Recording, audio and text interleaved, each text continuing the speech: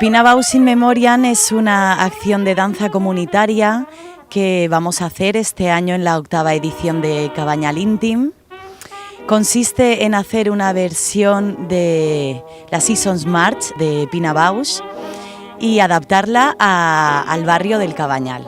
Por eso Ana Luján ha creado un texto y ha creado una coreografía junto a ese texto para que la aprendan toda la gente que se quiera unir a esta acción y la podamos hacer todos juntos desde el corazón del Cabanyal hasta la orilla del mar. Bueno, tenemos que venir puestos de largo, como si nos fuéramos a una gala, y simplemente tenemos que andar en fila india, andando, simplemente andando y gestualizando el poema que hemos creado. Y ahora aquí tenéis una muestra de la coreografía, de lo que tenemos que aprender.